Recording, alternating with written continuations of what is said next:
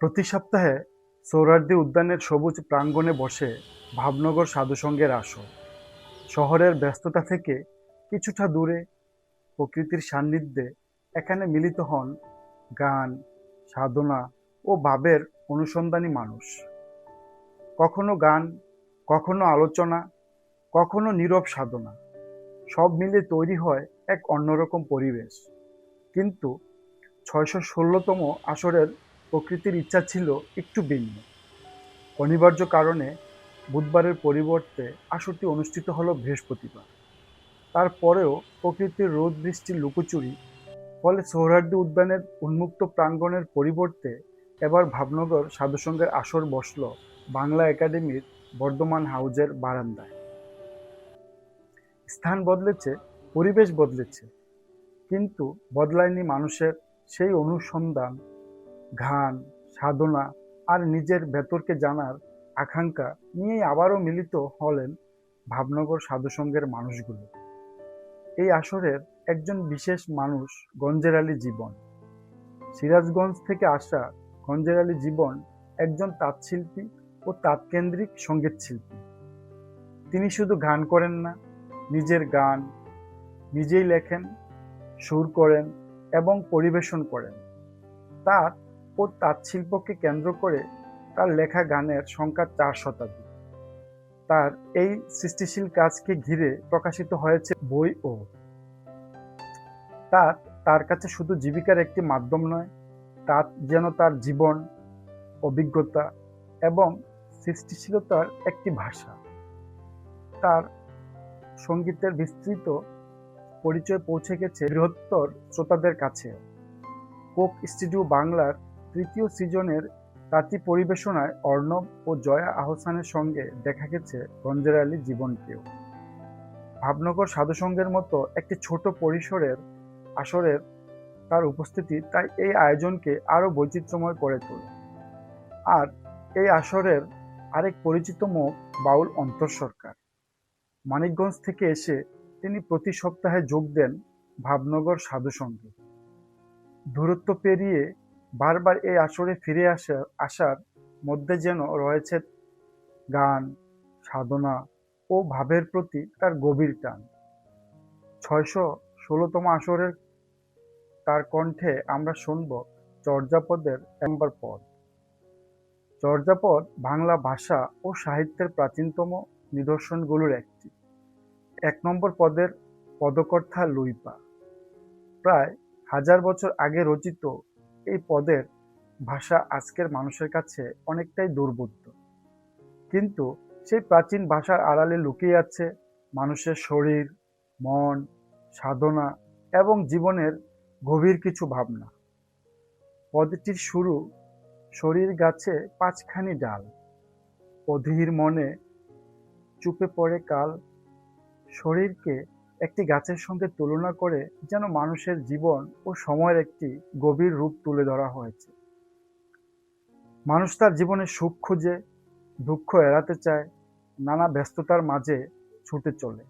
কিন্তু সময় তো থেমে থাকে না, নিঃশব্দে সময় চলে যায়। তাহলে মানুষ যে সুখের সন্ধান করছে, সেই সুখ আসলে কোথায়? বাইরের পৃথিবীতে, নাকি নিজের ভেতরে? চর্যাপদের এই পদ যেন সেই আত্ম অনুসন্ধানের কথাই মনে করিয়ে দেয়। সাধনা, গুরু, ধ্যান এবং নিজের অন্তর্জগৎকে জানার মধ্য দিয়ে মানুষ কিভাবে সত্যের সন্ধান করতে পারে, পদটির ভাবনার মধ্যে তারই ইঙ্গিত পাওয়া যায়। কিন্তু প্রায় ১০০০ বছর আগের এই পদ আজকের মানুষ বুঝবে কিভাবে?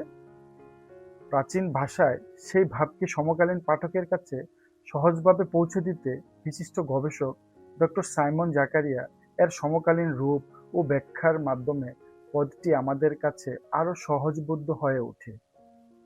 এখানে যেন সময়ের ৩টি স্তর এসে এক জায়গায় মিলিত হয়েছে।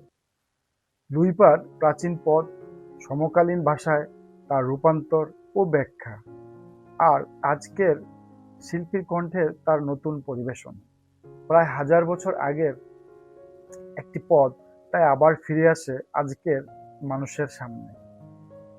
আর তখন প্রশ্ন জাগে, এত বছর পরেও কি মানুষের সেই প্রশ্নগুলো বদলে গেছে? আমরা কোথায় সুখ খুঁজি, নিজেকে কতটা চিনি, আর জীবনের সময় ফুরিয়ে যাওয়ার আগে আমরা আসলে কি খুঁজছি? আজকের পরিবেশনাটি শুধু বাউল অন্তর সরকারের একক কণ্ঠে সীমাবদ্ধ থাকেনি, তার সঙ্গে ভাবের সুরে সুর মিলিয়েছেন ভাবনগর সাধুসংঘের অন্যান্য শিল্পীরাও। কোথাও কণ্ঠে কণ্ঠ মিলেছে, কোথাও গানের সঙ্গে সুর মিলেছে। একক পরিবেশনা ধীরে ধীরে রূপ নিয়েছে এক সম্মিলিত সঙ্গীতের আবহে। প্রাচীন সেই পদ তাই শুধু একটি পুরনো রচনা হয়ে থাকেনি, অনেকগুলো কণ্ঠের সম্মিলনে তা যেন নতুন করে প্রাণ পেয়েছে। চর্যাপদের সেই প্রাচীন ভাবনা আজও কি আমাদের জীবনের সঙ্গে কথা বলে? হয়তো তার উত্তর খুঁজে পাওয়া যাবে কোনো একটি কথায় নয়, বরং গানের ভেতর দিয়ে, ভাবের ভেতর দিয়ে, নিজের ভেতরে ফিরে তাকানোর মধ্য দিয়ে। তাই এবার কোনো ব্যাখ্যা নয়, শুনুন বাউল অন্তর সরকার এবং ভাবনগর সাধুসংঘের অন্যান্য শিল্পীদের সম্মিলিত পরিবেশনায় চর্যাপদের ১ নম্বর পদ।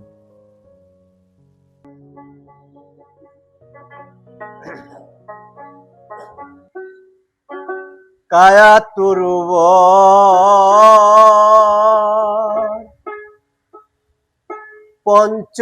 পঞ্চবিহিডা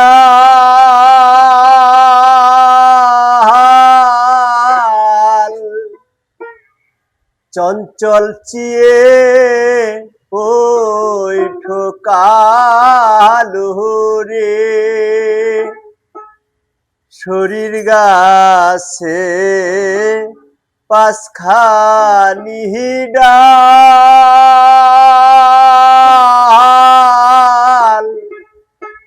অধীর মনে ঢুকে পড়ে কালু রে কায়া তরুবর পঞ্চবিহিডা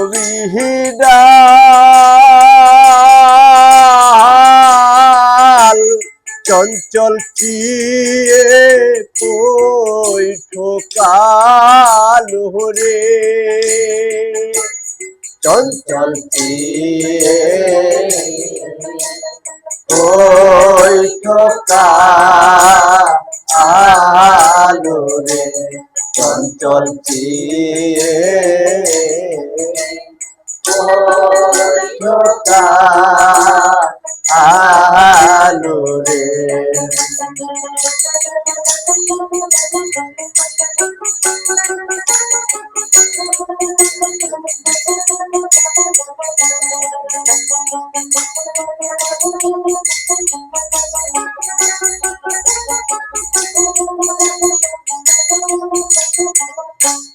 দিটো করিও মহাসুহ পরিহিমান লুই ভনই গুরু পুষিও জানো রে ধীর করে মন সুখ খুঁজে না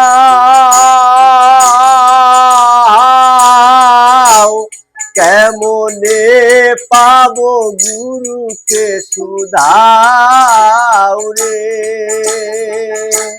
চঞ্চল চিয়ে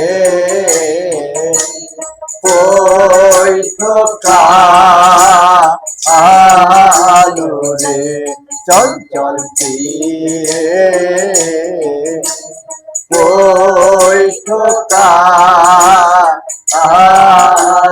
রে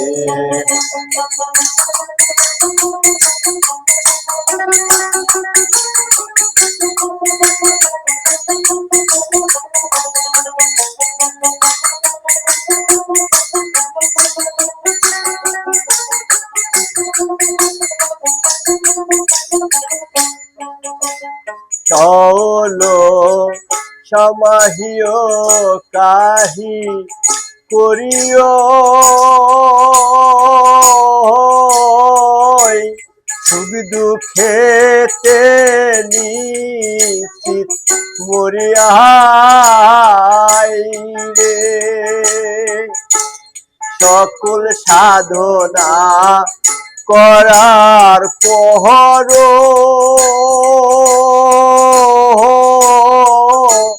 সুখ দুঃখেতে ঠিক কই মরণে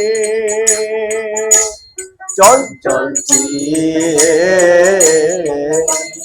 ওই খোকা আলো রে চঞ্চল ওই খোকা আলো রে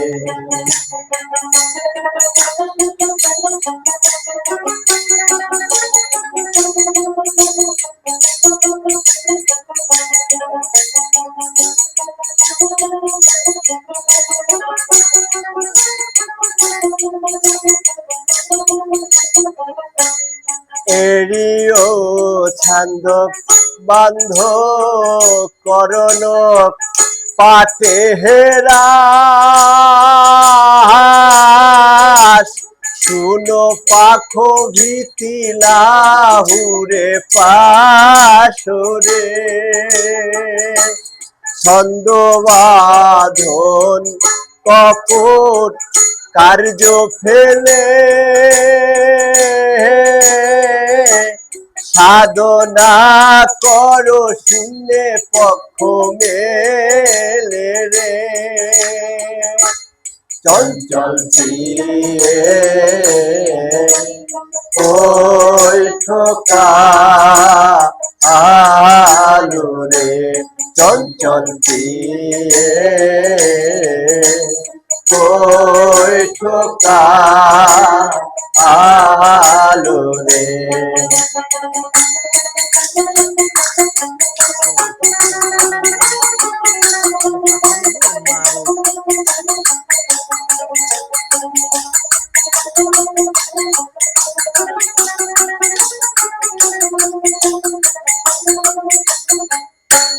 ঘনই লুই আমহে সানে দিঠা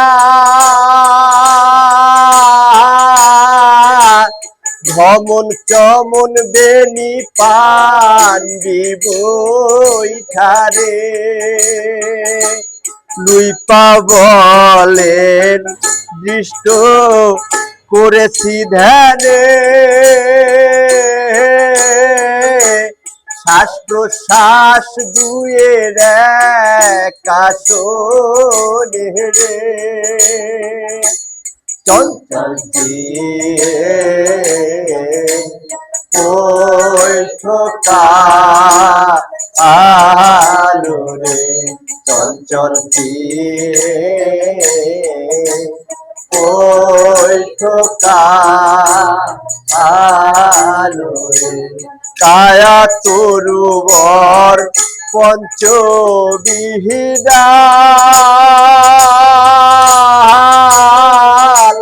চঞ্চল ওই ঠোকালো রে শরীর গাছে পাঁচখানি হীরা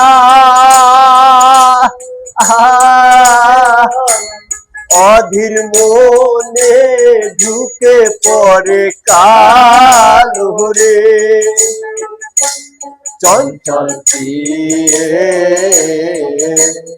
ওই ঠোকা আলো রে চঞ্চল